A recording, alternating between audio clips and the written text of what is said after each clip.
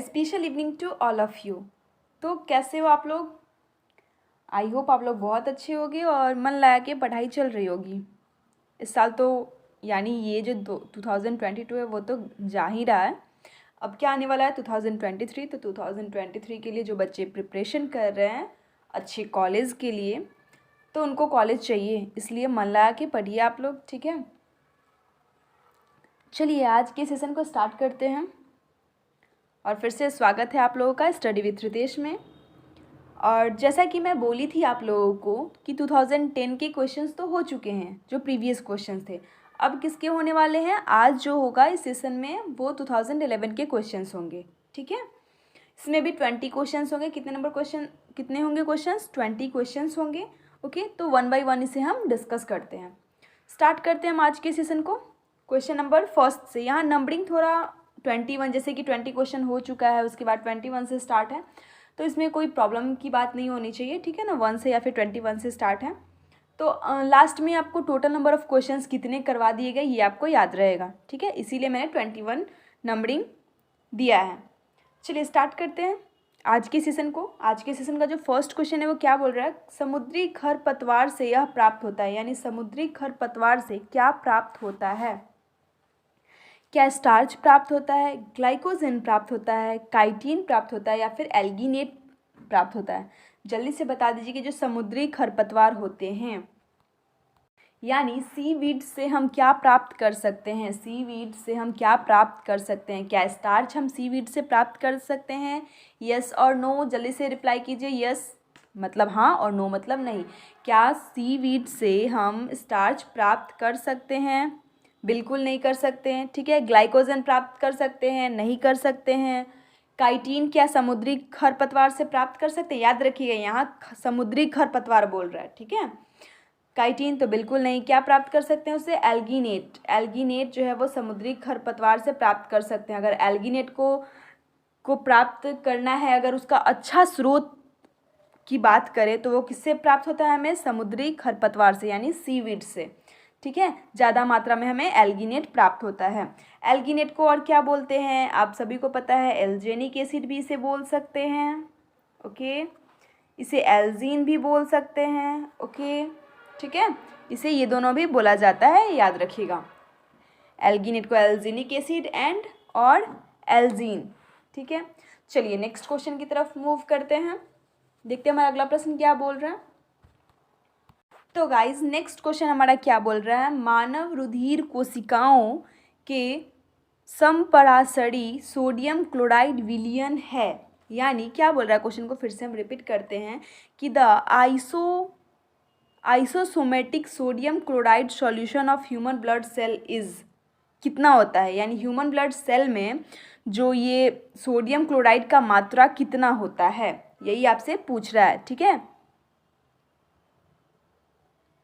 कितना परसेंटेज होता है सोडियम क्लोराइड का ह्यूमन ब्लड सेल में? क्या 9% होता है, 0.9% होता है, 1.9% होता है, या फिर 5% होता है, ठीक है। तो कितना होता है इसको याद कर लीजिए कि कितना परसेंट में क्लोराइड सॉल्यूशन, यानी सोडियम क्लोराइड सॉल्यूशन प्राप्त किया जाता है ह्यूमन ब्लड सेल में। तो 0.9%, कितना? 0.9%, 0.9%, ठीक है। ये याद होना चाहिए। चलिए नेक्स्ट क्वेश्चन की तरफ मूव करते हैं। वैसे कभी कभी परसेंटेज से भी क्वेश्चन पूछ लेता है, जैसे कि ह्यूमन ब्लड सेल में कितने परसेंटेज में सोडियम क्लोराइड पाए जाते हैं, ठीक है। ये सब का सॉल्यूशन से 2-3 क्वेश्चन परसेंटेज में पूछ लेते हैं, और ये तो फिर बाद में हम ऐसे जो परसेंटेज से क्वेश्चन एराइज किए जाते हैं उसका अभ्यास भी हम कर लेंगे। अभी हमारे पास बहुत सारा टाइम है, ठीक है। तो अभी जो हम पढ़ रहे हैं वो पढ़ रहे हैं, आगे जब एग्ज़ाम की जब से एग्ज़ाम क्लोज आएगा तो हम जितने भी परसेंटेज से जो क्वेश्चन पूछता है, किसका कितना मात्रा पूछता है, किसका कितना मिक्सचर पूछता है, तो कितने परसेंटेज प्राप्त किए जाते हैं, ठीक है ना, सॉल्यूशन, तो ये सब भी अभ्यास कर लेंगे। चलिए नेक्स्ट क्वेश्चन की तरफ मूव करते हैं। के लिए ये याद रख लीजिए कि सोडियम क्लोराइड सॉल्यूशन जो है वो ह्यूमन ब्लड सेल में कितने प्रतिशत में पाया जाता है? तो 0.9% में। नेक्स्ट क्वेश्चन क्या बोल रहा है? इन मॉलिक्यूलर प्लांट, यानी बहुकोशिकीय पादपों में मध्य पट्टी बनी होती है। किसकी बात कर रहा है? बहुकोशीय पादपों की यानी मल्टी सेलुलर प्लांट्स की बात कर रहा है। मल्टी सेलुलर प्लांट्स में जो मिडिल प्लेट होता है, जैसे कि मल्टी सेलुलर प्लांट का सेल है, ठीक है ना, उसके जो मिडिल प्लेट्स होते हैं वो किस चीज़ से बने होते हैं? वो किस चीज़ से बने होते हैं? क्या वो काइटिन से बने होते हैं? किस चीज़ से बना होता है? सेलुलोज से बना होता है, एल्गिनेट से बना होता है, या फिर पेक्टेट से बना होता है? नॉट पैकेट, पेक्टेट से बना होता है, ठीक है। जल्दी से बता दीजिए किससे बना होता है। जो ये क्या होता है, मध्य पट्टी यानी मिडिल प्लेट किस चीज़ से बना होता है? तो वेरी गुड जिन्होंने ऑप्शन डी को सेलेक्ट किया है, यानी जो मल्टी सेलुलर प्लांट्स में जो मिडिल प्लेट्स होते हैं वो किस चीज़ से बने होते हैं? पेक्टेट से बने होते हैं। किस चीज़ से? पेक्टेट से बने होते हैं, ठीक है। चलिए इसी के साथ हम नेक्स्ट क्वेश्चन की तरफ मूव करते हैं। नेक्स्ट क्वेश्चन क्या बोल रहा है? ग्लाइकोलाइसिस टेक्स प्लेस हियर, यानी ग्लाइको अपघटन यहाँ होता है। ग्लाइको अपघटन या फिर ग्लाइकोलाइसिस कहाँ होता है? ये प्रोसेस, ये प्रक्रिया कहाँ होता है? क्या केंद्रक में होता है, यानी सेंटर में होता है? सेंटर ना बोल के केंद्रक, न्यूक्लियस बोल सकते हैं, ठीक है। या फिर राइबोसोम में होता है, या फिर कोशिका द्रव्य में होता है, या फिर झिल्लियों में होता है? जल्दी से बता दीजिए कि ये जो ग्लाइकोलाइसिस है प्रोसेस, ये कहाँ पे होता है? तो कहाँ पे होता है गाइज? ये कोशिका द्रव्य में होता है, यानी साइटोप्लाज्म में होता है। कहाँ होता है? साइटोप्लाज्म में होता है। ये जो ग्लाइकोलाइसिस प्रोसेस है वो कहाँ टेक्स प्लेस होता है? तो कोशिका द्रव्य में होता है, ठीक है। नेक्स्ट क्वेश्चन बड़ा ही सिंपल क्वेश्चन है जो स्क्रीन पे दिख रहा है। नेक्स्ट क्वेश्चन क्या बोल रहा है? यह अर्ध स्वशासित अंगक है, यानी कौन ऐसा सेल ऑर्गेनेल है जो क्या है? सेमी ऑटोनोमस है। सेमी ऑटोनोमस जो एक वर्ड है, ये जो सेमी ऑटोनोमस मैं बोल रही हूँ बार बार, सेमी ऑटोनोमस, ये क्या होता है? सेमी ऑटोनोमस मतलब इसके पास एबिलिटी होता है खुद से प्रोटीन बनाने का, खुद से एटीपी बनाने का, या फिर खुद से एनर्जी बनाने का। जब ये खुद से एनर्जी बनाएगा तो ये अपनी एनर्जी का यूटिलाइज भी करेगा, ठीक है। एक तरह से ये सेल्फ इंडिपेंडेंट है। एक तरह से क्या है? सेल्फ इंडिपेंडेंट है। तो कौन ऐसा सेल ऑर्गेनेल है जो कि सेल्फ इंडिपेंडेंट है, यानी वो क्या करता है? एनर्जी का फॉर्मेशन करता है, यानी एटीपी का फॉर्मेशन करता है, या फिर प्रोटीन का फॉर्मेशन करता है, ठीक है। तो क्या वो माइटोकॉन्ड्रिया है, राइबोसोम है, झिल्लियाँ हैं, या फिर केंद्र हैं? जल्दी से बता दीजिए कौन ऐसा है जो कि सेमी ऑटोनोमस सेल ऑर्गेनेल है। सेमी ऑटोनोमस सेल ऑर्गेनेल है। तो वेरी गुड। माइटोकॉन्ड्रिया को power house of the cell क्यों कहा जाता है? क्योंकि ये सेमी ऑटोनोमस सेल ऑर्गेनेल है। क्या है? सेमी ऑटोनोमस सेल ऑर्गेनेल है। इसके पास खुद का डीएनए होता है और ये क्या करता है? प्रोटीन का सिंथेसिस भी करता है, एनर्जी का सिंथेसिस भी करता है, और एनर्जी का यूटिलाइज भी करता है, ओके। इसी के साथ हम नेक्स्ट क्वेश्चन की तरफ मूव करते हैं।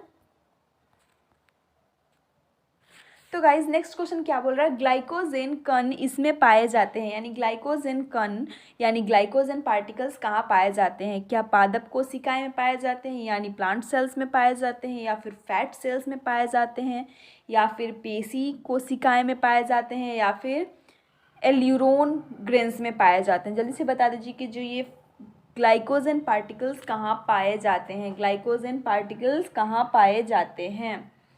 तो ग्लाइकोजन पार्टिकल्स जो है वो फैट सेल्स में पाए जाते हैं। कहाँ पाए जाते हैं? फैट सेल्स में पाए जाते हैं, वसा कोशिका में पाए जाती हैं, ठीक है। याद रखिएगा जो ये ग्लाइकोलाइसिस कहाँ पे होता है ये प्रोसेस? तो ये प्रोसेस होता है साइटोप्लाज्म में। और ग्लाइकोजेन पार्टिकल्स कहाँ पाए जाते हैं? फैट सेल्स में पाए जाते हैं। कन्फ्यूज़न नहीं होना है, ग्लाइकोलाइसिस अलग है और ग्लाइकोजेन अलग है, दोनों बहुत अलग अलग चीज़ है, ठीक है। तो ये जो ग्लाइकोजन के जो पार्टिकल्स हैं, कण होते हैं, उसके कहाँ पाए जाते हैं? फैट सेल्स में पाए जाते हैं। और ग्लाइकोलाइसिस कहाँ टेक्स प्लेस होता है? तो साइटोप्लाज्म में होता है। तो गाइस हमारा नेक्स्ट क्वेश्चन क्या बोल रहा है? ग्लूकोज के एक अणु के ग्लाइकोलाइसिस अपघटन से कितने एटीपी अणु उत्पादित होता है? यानी क्या बोल रहा है? क्वेश्चन क्या बोल रहा है कि एक मोल ऑफ ग्लूकोज, ठीक है, ग्लूकोज के एक मॉलिक्यूल से जब इसका प्रोसेस क्या हो रहा है? ग्लाइकोलाइसिस होता है। जब एक ग्लूकोज के 1 मोल का क्या होता है, ग्लाइकोलाइसिस होता है, तो कितने एटीपी का निर्माण होता है, कितने एटीपी का उत्पादन होता है। तो आप सभी को पता है कितने एटीपी का उत्पादन होता है, 2 एटीपी का। किसका? 2 एटीपी का उत्पादन होता है। तो ऑप्शंस की तरफ मूव करते हैं, देखते हैं 2 एटीपी कहाँ दिया हुआ है। 10 ATP, 10 ATP, 8 ATP, 2 ATP, 1 ATP. तो क्या होगा? ऑप्शन सी इज करेक्ट, यानी 2 एटीपी का उत्पादन होता है, यानी 2 एटीपी का क्या होता है, उत्पादन होता है। 1 मोल ऑफ ग्लूकोज का अगर ग्लाइकोलाइसिस होता है तो कितने एनर्जी का फॉर्मेशन होता है, तो 2 एटीपी का। गाइज नेक्स्ट क्वेश्चन क्या बोल रहा है, साइटोकाइनेसिस इसमें प्रारंभ होता है, यानी साइटोकाइनेसिस किस फेज में प्रारंभ होता है? क्या पूर्वावस्था में होता है, मध्य अवस्था में होता है, पश्चावस्था में होता है, या फिर अंत्य अवस्था में होता है? जल्दी से बता दीजिए कि जो साइटोकाइनेसिस प्रोसेस है वो किस अवस्था में प्रारंभ होता है। तो ये कब होता है? एना फेज में होता है। कब होता है? एना फेज में स्टार्ट हो जाता है, जिसको हम हिंदी में क्या बोलते हैं? पश्चावस्था बोलते हैं। पश्चावस्था में होता है, ठीक है। यहाँ एना फेज होगा, एना फेज में स्टार्ट होता है साइटोकाइनेसिस प्रोसेस। इसको हम सेल डिवीजन प्रोसेस भी बोलते हैं। डिवीजन फेज भी बोलते हैं। क्या बोलते हैं? डिवीजन फेज भी बोलते हैं। ओके, नेक्स्ट क्वेश्चन क्या बोल रहा है, किसे बहुकोशिकीय अपघटकों का जगत कहा जाता है, यानी किसको किंगडम ऑफ मल्टीसेलुलर डिकम्पोजर कहा जाता है? 5 किंगडम्स है, ये सबको पता है, 5 किंगडम्स है, ठीक है। तो इसको क्या बोला कि what is called the kingdom of multicellular decomposer? किसे बहुकोशिकीय अपघटकों को जगत कहा जाता है? क्वेश्चन को फिर से पढ़ते हैं।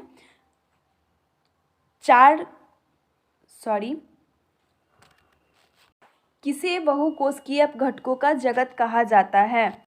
तो गाइस फंजाई यानी फंगी को, यानी कवक को क्या कहा जाता है? Kingdom of multicellular decomposer. क्या है? फंगी को क्या बोला जाता है? फंगी या फिर फंजाई भी इसका प्रोनाउंसिएशन होता है, यानी कवक को क्या कहा जाता है? Kingdom of multicellular decomposers. Next question क्या बोल रहा है, चीर प्रदर्शित करता है। चीर क्या प्रदर्शित करता है? चीर क्या है? सबसे पहले ये बता दीजिए। ये क्या है? पाइन एक प्लांट है या फिर ट्री बोल सकते हैं, ठीक है। एक ट्री है, ये किसका एग्जाम्पल है? पाइन। तो कॉनिफेरियस ट्री का। किसका एग्जाम्पल है? कॉनिफेरियस ट्री का एग्जाम्पल है, जो कि ये ट्री कहाँ पाया जाता है? हिली एरियाज़ में पाया जाता है, जहाँ ठंडा प्रदेश होता है वहाँ पे ये ट्री पाया जाता है, ठीक है। तो ये किसको रिप्रेजेंट करता है? ये चीर जो प्लांट है या फिर ट्री है, प्लांट नहीं से ट्री बोलेंगे, ठीक है ना, ट्री है, वो क्या प्रदर्शित करता है? चीर प्रदर्शित करता है एक क्या जाति प्रदर्शित करता है, या फिर क्रम प्रदर्शित करता है, या फिर कुल प्रदर्शित करता है, या फिर वंश प्रदर्शित करता है। तो क्या प्रदर्शित करता है? ये एक चीर जो है ये एक वंश प्रदर्शित करता है, ठीक है। यानी कॉनिफेरियस ट्री में जितने भी ट्रीज आएंगे कॉनिफेरियस ट्रीज के अंदर, वो सब उसके एग्जाम्पल्स होंगे। तो ये क्या प्रदर्शित करता है? एक वंश प्रदर्शित करता है, ठीक है। उसका वंश बढ़ाते चला जाता है आगे, ठीक है। वंश यानी इंग्लिश में क्या बोलते हैं? लिनेज, ठीक है। पाइन क्या रिप्रेजेंट करता है? लिनेज रिप्रेजेंट करता है। नेक्स्ट क्वेश्चन क्या बोल रहा है, एसिडोफाइल्स है। एसिडोफाइल्स क्या है? क्या एक आर्चे बैक्टीरिया है? एसिडोफाइल्स एक साइनोबैक्टीरिया है, या फिर माइकोप्लाज्मा है, या फिर फोटो ऑटोट्रॉफिक बैक्टीरिया है? एसिडोफिल्स जो है वो किसका एग्जाम्पल है? क्या ये एक आर्चे बैक्टीरिया का एग्जाम्पल है, या फिर साइनोबैक्टीरिया, या फिर माइकोप्लाज्मा, या फिर फोटो ऑटोट्रॉपिक बैक्टीरिया है? जल्दी से बता दीजिए किसका क्या है ये एसिडोफिल्स? तो एसिडोफिल्स एक आर्चे बैक्टीरिया है। क्या है? एक आर्चे बैक्टीरिया है, या फिर आर्के बैक्टीरिया है। ओके,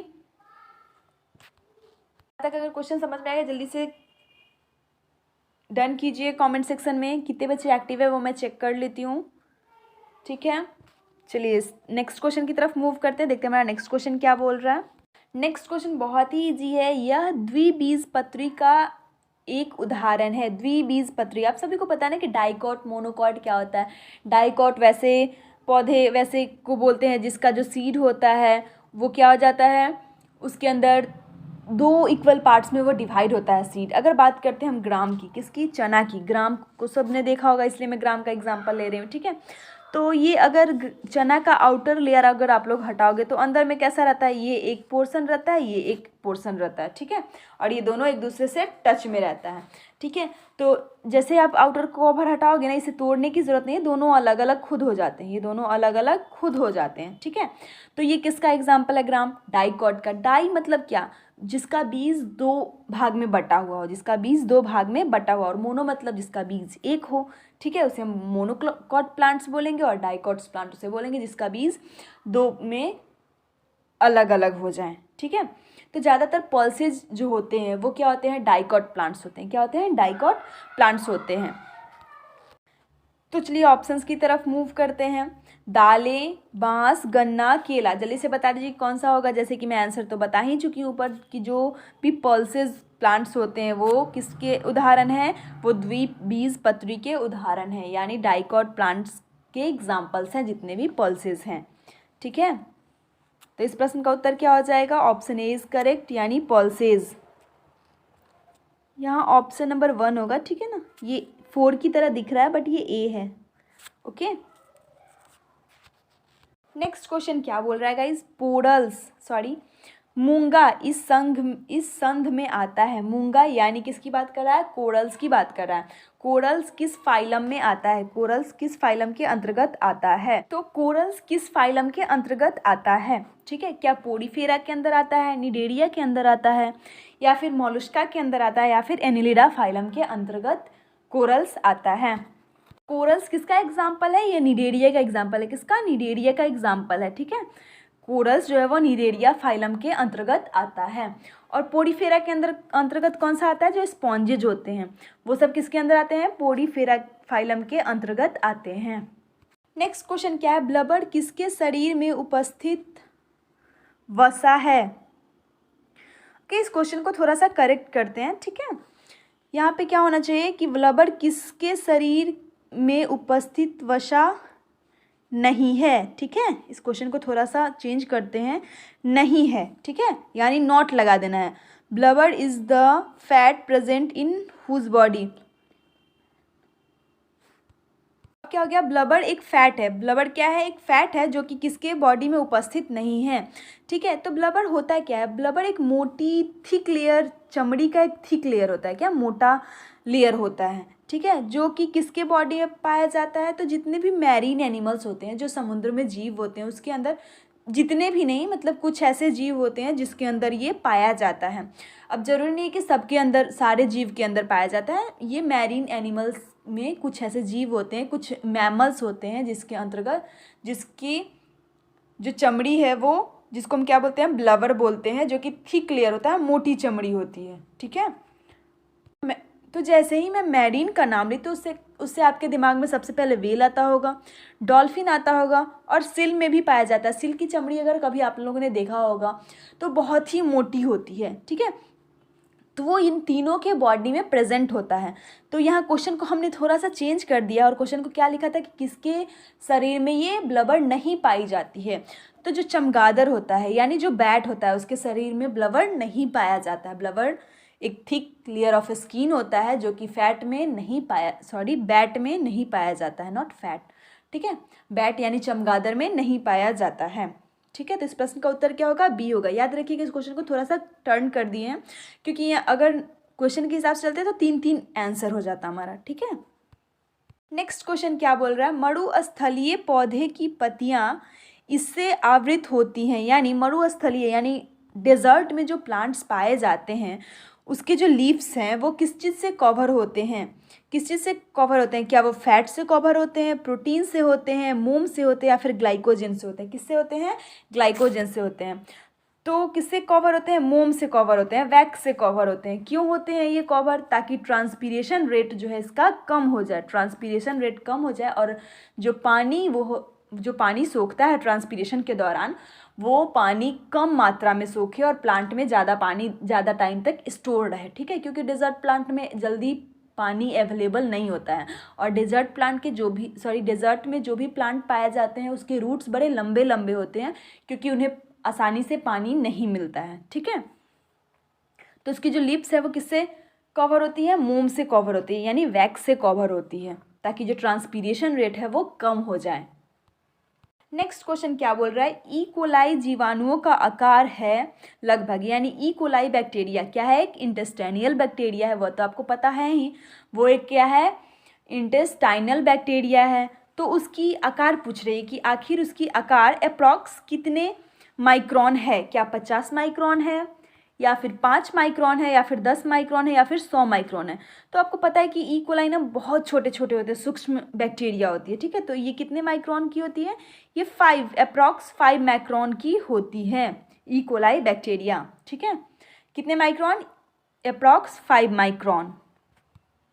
नेक्स्ट क्वेश्चन क्या बोल रहा है, कौन से कोशिकांग बिना झिल्ली वाले हैं, यानी कौन ऐसा ऑर्गेनेल है जिसके पास मेम्ब्रेन नहीं है, यानी विदाउट मेम्ब्रेन ऑर्गेनेल कौन सा है, क्या क्लोरोप्लास्ट के पास मेम्ब्रेन नहीं होता, माइटोकॉन्ड्रिया के पास नहीं होता, या फिर न्यूक्लियाई यानी केंद्रक के पास नहीं होता मेम्ब्रेन, या फिर राइबोसोम के पास मेम्ब्रेन नहीं होता। जल्दी से बता दीजिए कि कौन ऐसा ऑर्गेनेल है जिसके पास मेम्ब्रेन नहीं पाया जाता है, यानी बिना मेम्ब्रेन का वो कोशिकांग है, ठीक है। तो माइटोकॉन्ड्रिया की बात करते हैं तो माइटोकॉन्ड्रिया के पास सेल मेम्ब्रेन होता है, क्लोरोप्लास्ट के पास भी होता है, और न्यूक्लियस के पास भी सेल मेम्ब्रेन होता है। तो किसके पास नहीं होता है, राइबोसोम जो है उसके पास मेम्ब्रेन नहीं पाए जाते हैं, उसके पास मेम्ब्रेन नहीं पाए जाते हैं, ओके। तो जो ये राइबोसोम ऑर्गेनेल्स है वो विदाउट मेम्ब्रेन ऑर्गेनेल है। नेक्स्ट क्वेश्चन क्या बोल रहा है, निम्नलिखित में से कौन सा एक बहु असंतृप्त वशीय अम्ल है, यानी poly unsaturated fatty acid.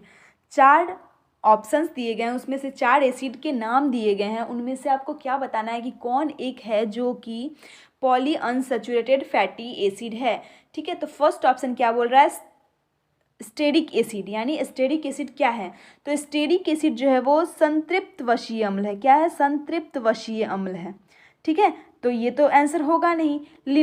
Linoleic acid या फिर लिनोलिक अम्ल, ये क्या है, ये असंतृप्त है, ये बहु असंतृप्त वशीय अम्ल है, ठीक है। तो आपको आंसर पता चल गया कि क्या है, लिनोलिक अम्ल जो है ये क्या है, एक बहु असंतृप्त वशीय अम्ल है, ठीक है। ऑलिक, तब बात करते हैं नेक्स्ट ऑप्शन सी की, ऑलिक क्या है, ऑलिक अम्ल जो है वो मोनोसैचुरेटेड फैटी एसिड है, क्या है, मोनोसैचुरेटेड फैटी एसिड है। और पैरामीटिक की बात करें तो ये सैचुरेटेड है, क्या है, ये भी सैचुरेटेड एसिड है, ठीक है। तो इस प्रश्न का उत्तर क्या होगा, लिनोलिक एसिड। तो गाइस आज के सेशन का लास्ट क्वेश्चन है, क्या है देखते हैं, यह एमिनो अम्ल थायरॉक्सिन हार्मोन में प्रवर्तित होता है, यानी this amino acid is converted into thyroxine hormone. कौन एमिनो एसिड थायरॉक्सिन हार्मोन में कन्वर्ट हो जाता है या फिर परिवर्तित हो जाता है, क्या टायरोसिन थायरॉक्सिन हार्मोन में परिवर्तित हो जाता है, या फिर एलानिन परिवर्तित होता है, या फिर ट्राइफोफेन परिवर्तित होता है, या फिर प्रोलीन थायरॉक्सिन हार्मोन में परिवर्तित होता है। तो कौन सा एमिनो एसिड थायरॉक्सिन हार्मोन में कन्वर्ट हो जाता है, तो वो क्या है, टायरोसिन, क्या है, टायरोसिन हार्मोन जो है वो किस में कन्वर्ट हो जाता है, वो क्या किस में कन्वर्ट हो जाता है, थायरॉक्सिन हार्मोन में कन्वर्ट हो जाता है, ठीक है। इसका काम क्या होता है, अगर हम बात करें कि ये जब कन्वर्ट हो जाता है, और इसको T4 भी कहते हैं, याद रखिएगा कि टायरोसिन को हम T4 भी बोलते हैं, T4 एमिनो एसिड है। ये जो टायरोसिन है वो एक इसेंशियल एमिनो एसिड है जो कि किस में परिवर्तित होता है, थायरॉक्सिन हार्मोन में परिवर्तित हो जाता है। और इसका काम क्या है, ये कुछ प्रोटीन को बनाता है, ये क्या करता है, मेक प्रोटीन, कुछ प्रोटीन को बनाता है, और कुछ यूजफुल एंजाइम को भी प्रोड्यूस करता है, ठीक है। चलिए इसी के साथ आज के सेशन को एंड करते हैं। So thanks a lot all of you. 2011 के क्वेश्चंस कैसे थे ये आप कमेंट सेक्शन में ज़रूर बताना, और कितने क्वेश्चंस आपके हिसाब से बन सकता था ये भी आप कमेंट सेक्शन में बताना कि कितने प्रतिशत आप मतलब क्वेश्चन कर सकते हो। इसी के साथ आज के सेशन को एंड करते हैं। Again thank you.